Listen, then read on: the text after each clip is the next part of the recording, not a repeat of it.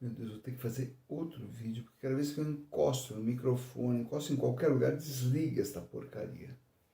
Eu fui limpar a boca, porque eu babei de água aqui, né? Desligou, infelizmente. Bem, o teatro do oprimido, como eu ia dizendo, conquistou a Europa, Estados Unidos, conquistou o mundo. O Boal é praticamente o único brasileiro, não me lembro de ter outro, então é um dos únicos brasileiros que figuram nas enciclopédias de teatro ao redor do mundo. E o CTO, o Centro de Teatro Oprimido Mundial, era em Paris, até os anos 80, quando ele voltou do exílio. E aí o Centro Mundial de Teatro Oprimido passou a ser Rio de Janeiro.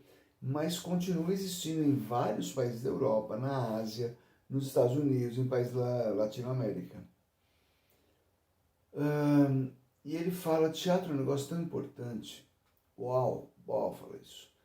Teatro é um negócio tão importante que deveria ser feito por todo mundo, até por atores.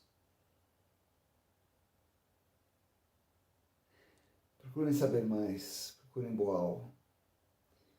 Eu acho que ele tem muita coisa para contar para vocês. Augusto Boal. Como o vídeo já deu várias paradas, eu não vou parar de novo. Eu vou continuar daqui, tá? Terminou o Teatro de Arena, tracei a trajetória do Boal no exterior e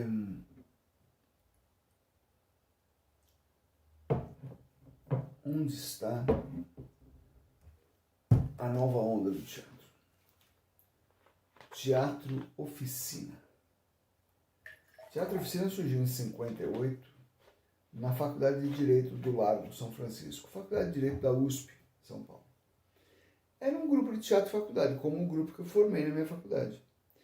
A diferença é que tinha gente extremamente talentosa, tanto é que em 58 eles montaram 2 peças, foram participar do Festival de Teatro do Estudante lá em Santos e foram consagrados como o grupo Revelação do ano no Teatro Amador do Brasil.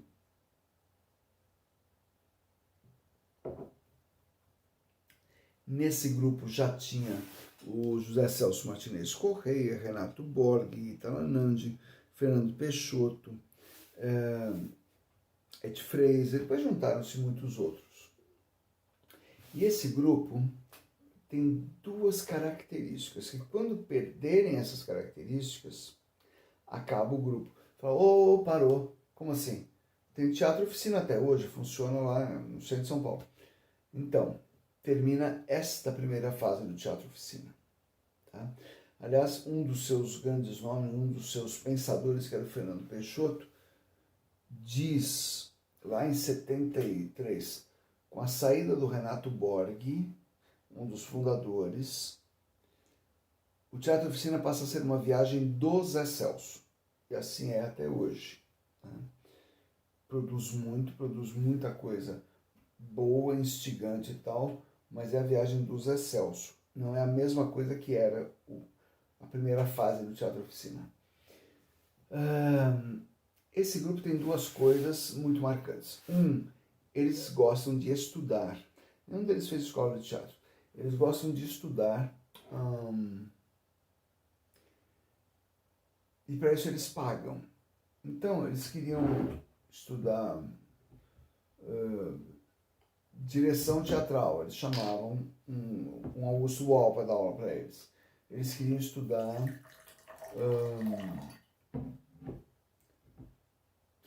sei lá, interpretação, chamava Luiz Carlos Maciel, e muitos outros. Queriam estudar teoria teatral, contratavam alguém para dar aula para eles. Isso é muito marcante. Quando, como grupo, eles não levarem mais a sério esse negócio de estudo, está acabando. Outra coisa é o que esse pessoal discutia. O que eles discutiam não era normal. Eles eram muito chatos nesse sentido de debaterem qualquer coisa, até chegar no caroço da questão. Quando eles pararem de discutir e de ir fundo na discussão, também é o sinal do fim do grupo.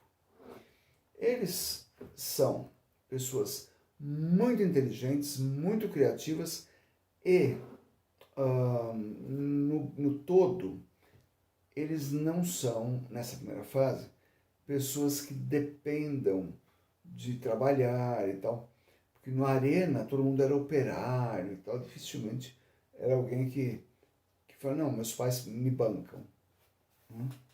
O Guarnieri no começo, talvez, e tal, mas todo o resto era mão calejada.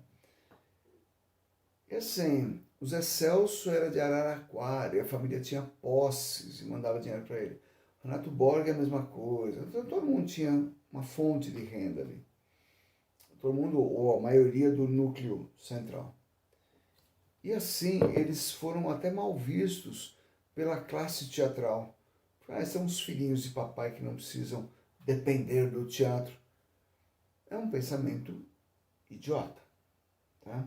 Idiota no sentido grego da palavra. Idiota em grego é aquele que só presta atenção em si mesmo. Ele toma o mundo pelo julgamento dele. Eu não gosto de tal coisa, então o que eles estão fazendo, que é o que eu não gosto, provavelmente é ruim. Mas não era assim. Eles realmente estudavam muito, discutiam muito e produziam coisas muito interessantes. Então, antes deles terem um teatro só para eles montaram uma peça e eles queriam montar a peça, uma peça chamada A Vida Impressa em Dólar, que é um daqueles americanos esquerdistas dos anos 30 que o Ball acabou trazendo para cá, chamado Clifford Odets, A Vida Impressa em Dólar. Eles queriam montar essa peça no Monumento do Ipiranga. Atenção, não é em frente ao, não é ao lado de, é no Monumento do Ipiranga. Para quem não é de São Paulo e tiver assistido esse vídeo, o Monumento do Ipiranga é o que celebra a independência do Brasil. Fica no bairro do Ipiranga, onde foi proclamada a independência ou morte, foi nesse bairro. E aí, não pode, porque eles queriam subir no movimento. Por que não pode? Aí eles foram montar, eles conseguiram arrumar um lugar que tinha sido uma quitanda. E conseguiram ir se ajeitando naquela quitanda, e mudando coisas aqui, coisas ali e tal. E fizeram um bom espaço de representação, que ali era deles, ali eles puderam bancar. Quando eles foram inaugurar, essa molecada é muito cheia de aparecer, vamos cortar as asinhas deles, proíbe, não vão inaugurar porcaria nenhuma. Ah é? Por que estamos proibidos? Lembra que era tudo o pessoal da faculdade de Direito. Ah é? Por que proibidos? Não, porque veja bem, quem proibiu? Não, é que o alvará do bombeiro, está aqui o alvará do bombeiro. Vocês já deram. Por que está proibido? Veja bem, pegou mal, tiraram a proibição. Não, tudo bem, a gente estreia semana que vem. Eles tiveram cuidado de chamar a primeira-dama do estado de São Paulo para estar presente na estreia e deram a ela o título de patronesse, né, de madrinha, patronesse, madrinha, do Teatro Oficina. Que eles não estavam nem aí para o fato dela ser madrinha ou não no Teatro Oficina. Era só para garantir na estreia que polícia não ia aparecer, bombeiro não ia aparecer, prefeitura não ia aparecer. Depois eles fizeram uma outra que foi... quando eles estavam montando um bonde chamado Desejo. Quem é que apareceu aqui em São Paulo? A Vivian Lee, atriz do filme Um Bonde Chamado Desejo. E aí eles convidaram a moça para a estreia da peça. Pagaram por isso. Custou caro. Mas todos os jornais estamparam que a Blanche Dubois do cinema estava assistindo uma peça da Oficina, que não era uma das grandes companhias de São Paulo. Não era, estamos em 60 e pouco. Não era o Teatro de Arena, não era o TPA, não era a TBC.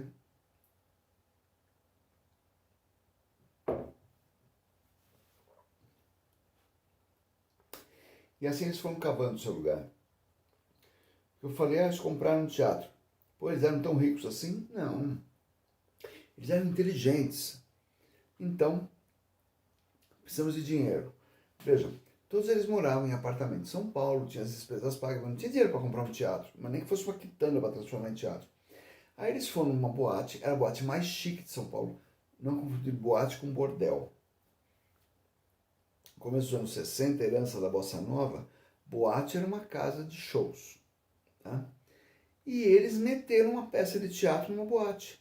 A boate Cave, que era a mais chique de São Paulo, a fina flor da burguesia paulistana ia para lá. Os estrangeiros todos em São Paulo iam para lá. E eles, 1h de manhã, faziam um espetáculo ali, uma peça curta, claro. E ali mesmo eles começaram a receber convites. Vocês fariam essa peça na minha casa? Nós, claro. E assim eles fizeram a segunda coisa. Eles começaram a se apresentar nas mansões paulistanas. No melhor estilo menestréis da Idade Média. Que eles falam que eles entravam pela porta dos fundos, não eram artistas consagrados, entravam pela porta dos fundos, passavam pela cozinha.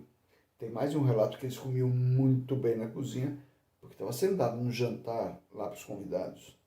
Eles iam entrar depois do jantar para animar a festa, não sei o quê. Mas na cozinha estava tudo pronto. Eles comiam muito bem, bebiam melhor ainda, iam lá apresentar umas peças e saíam pela porta dos fundos, mais dinheirinho no bolso. E tanto eles fizeram e apareceram e faziam festivais com as peças deles mesmos e tal, pagaram o teatro. Em 66, e que é o teatro onde eles estão até hoje, em 66, 66, esse teatro pegou fogo. Pô, por conta do... desculpa, esqueci de contar uma coisa. 64 teve o golpe, todo mundo fugiu, para não tinha que fugir, eles também fugiram. Quando eles viram que não ia ter banho de sangue, vamos voltar. E eles estavam com uma peça que era um inspetor-geral. Eles, para montar um inspetor-geral, eles tinham um ator contratado que era russo. E o inspetor-geral, uma peça russa. E esse ator russo falou, desculpa, ele era contratado, ele não era do grupo. Permita-me, isso que você falou agora não está errado. Mas quando um russo fala isso, o sentido é outro. Ah, é? É. É este ator russo os ensinou a dizer a peça com um sentido, que não eram só palavras traduzidas, era o sentido traduzido. Resultado, a Oficina foi durante muitos anos o grupo que melhor montava peça russa em São Paulo, talvez no Brasil. Nome do ator que deu uma mãozinha para eles, Eugênio Kuznets. E eles estavam com o inspetor-geral, que é peça de russo, pode não pegar bem. Às pressas, ali num cantinho, eles montaram uma peça chamada Toda Donzela Tem um Pai que é uma Fera, que vocês podem imaginar que não é exatamente uma peça comunista. Montaram, estrearam, ninguém da ditadura falou nada. A classe teatral em peso ficou contra eles. O BOL deu uma espinafrada pública. Falou assim, olha, você tirar o espetáculo de cartaz, se proteger, fugir, se esconder, legal, você está cuidando da sua segurança. Beleza. Voltar ao cartaz com a peça que você estava montando, coragem. Montar uma peça para agradar militar é covardia. Eles não deram a menor pelota.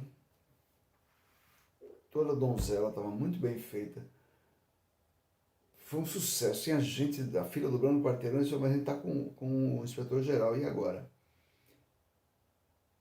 Contrataram um outro elenco, alugaram um outro teatro, botaram esse segundo elenco lá, fazendo Toda Donzela, voltaram eles com o inspetor-geral no Teatro Oficina, estavam com 2 peças em cartaz em 64, faturando os tubos. Eles estavam indo muito bem. Aí em 66, isso que eu estava contando, pegou fogo no teatro. Todo mundo, a ditadura e tal. Não foi um incêndio acidental, porque uma moça, uma faxineira, foi esquentar a marmita com uma espiriteira. É um aquecedorzinho com álcool e tal. Foi esquentar a marmita, derrubou o negócio, pegou fogo. Mas na época todo mundo achou que era ditadura.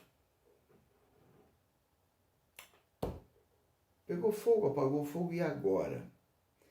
Aí teve uma das maiores manifestações de solidariedade da classe artística brasileira.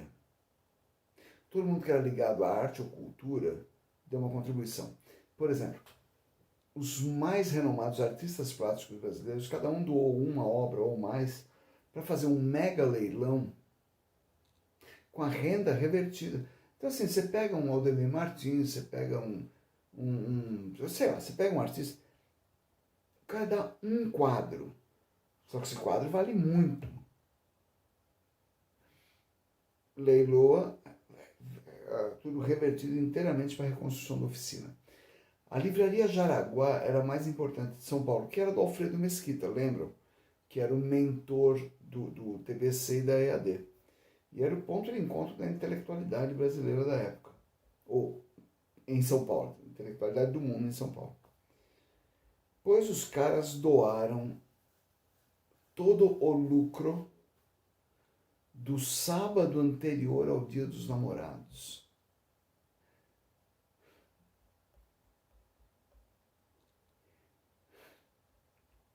Que país, né?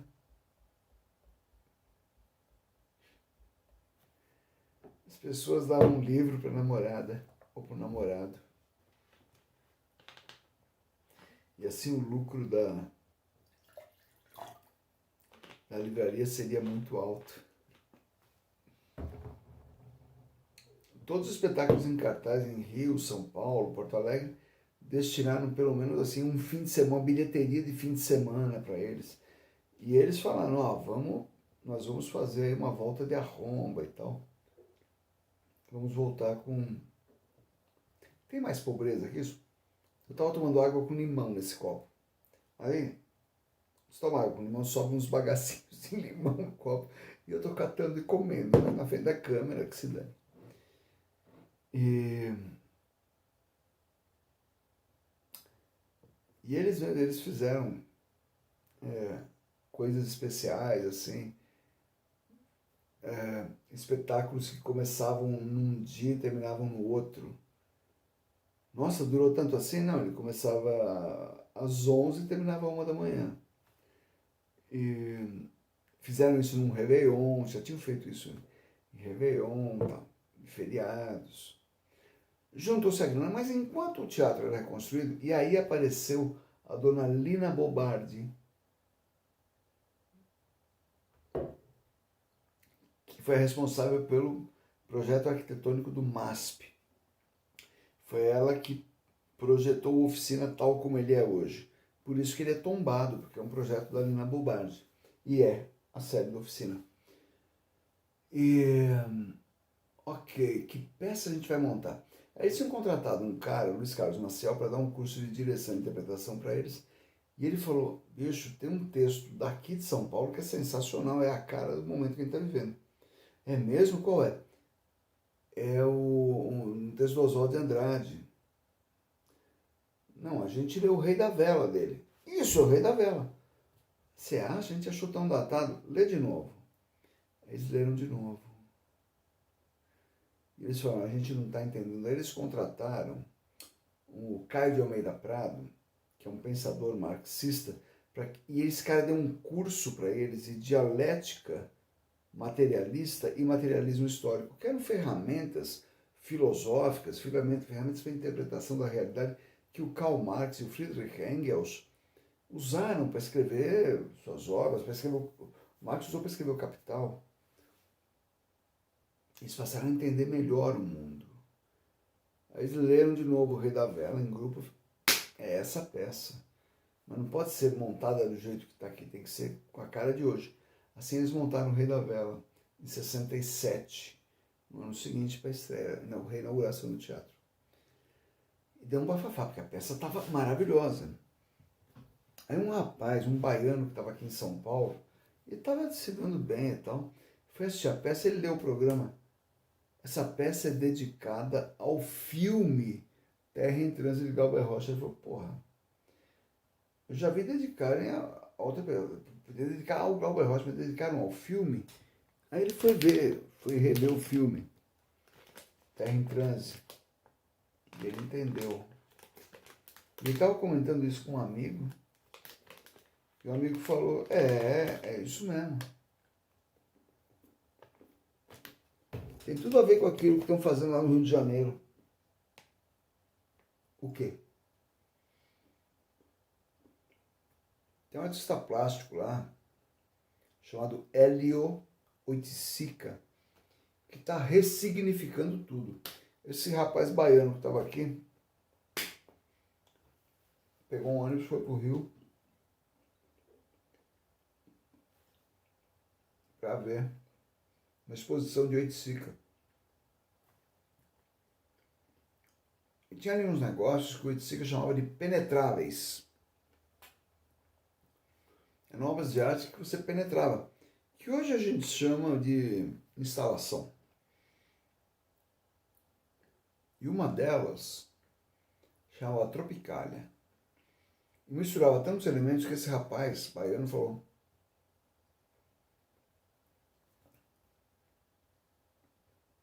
mano, isso aqui, mais Terra em Trânsito, mais oficina, mais que eu tenho discutido com Gilberto Gil, é tudo o que eu quero dizer. Assim, esse rapaz baiano chamado Caetano Veloso pega o título de um dos penetráveis do Oiticica, chamado Tropicália, e põe numa canção chamada Tropicália.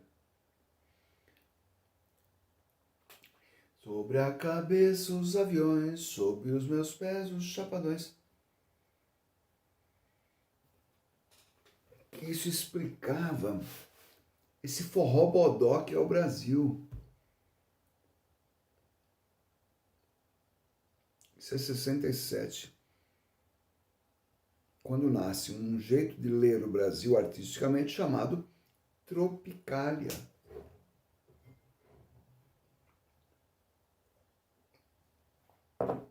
Por conta disso, o Rei da Vela é chamado de a primeira montagem, nem sei se tiveram outras, a primeira montagem tropicalista do Brasil.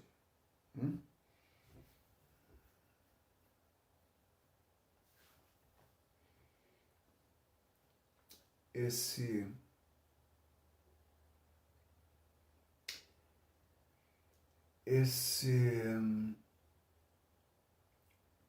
estigma de ser o grupo mais moderno do Brasil vai causar vários problemas. Por exemplo, teve ali por 68, 69, teve um grupo americano que visitou o Brasil, um grupo de teatro, o grupo mais de vanguarda do mundo, que era o Living Theatre. Nota de rodapé. Caso alguém não lembre das aulas de teatro, história do teatro, Living Theatre é um grupo dos anos 60, 70 nos Estados Unidos que faziam performances muito marcantes a respeito da Guerra do Vietnã e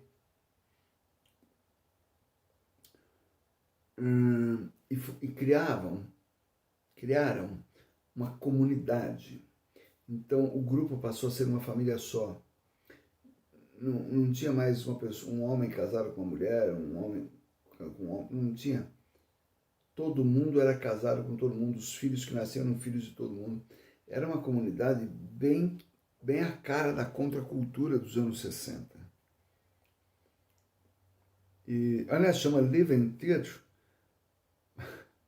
E muita gente fala, olha, Living Theatre, é o teatro vivendo. Não, é porque eles não tinham onde ensaiar, então ensaiavam na sala do apartamento de um deles.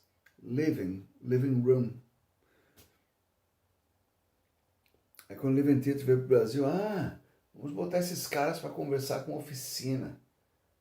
Deu chabu, né? Porque os americanos chegaram aqui, não. Não estamos a fim de aprender nada com ninguém, viemos para ensinar. Foram muito antipáticos, muito nojentos. E aí quando eles se apresentaram, ficaram um tempo aqui em São Paulo. conversaram com o pessoal da oficina e tal, mas foi assim. Aí eles foram para outros lugares, foram para Belo Horizonte, eu lembro disso, porque eu era criança.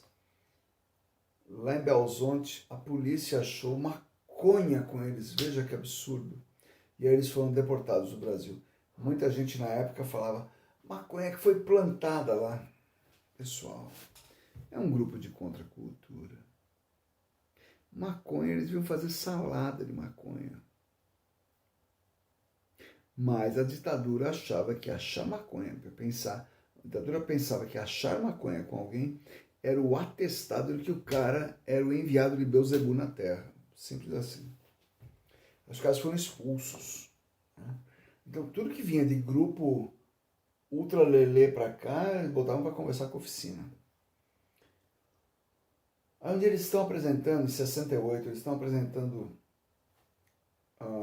o Rei da Vela no Rio de Janeiro, chega um pessoal e fala com chama os Excelsos no canto e fala, queremos que você dirija uma peça.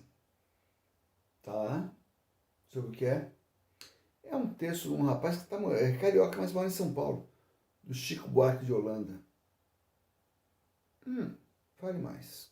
Chico Buarque de Holanda era o tesão nacional. Chico Buarque de Holanda era o cara que todas as famílias queriam ter como genro. Tá? Porque ele era de boa família, ele era bonitinho. Não era que nem esses baianos. Vocês estão entendendo o que eu estou falando? Eu estou falando de preconceito forte. Gil, Caetano. O Gil ainda mais que preto. O Caetano é baiano. E eles são meio assim, deve ser tudo viado. Chico, não. O Chico é bom moço e tal, ele faz faculdade. Que faculdade? Ele largou a faculdade. E foi aprender a fazer música. Onde? No boteco. Se essas pessoas que pensavam assim na época soubessem que na casa do seu Sérgio Buarque de Holanda, pai do Chico, tinha na entrada da casa, num canto lá da casa, tinha um elefantinho. Sabe aquele elefantinho que se deixa com a bunda para a porta? Tinha um elefantinho com vários furinhos nas costas, que normalmente as pessoas deixavam varetinha de incenso.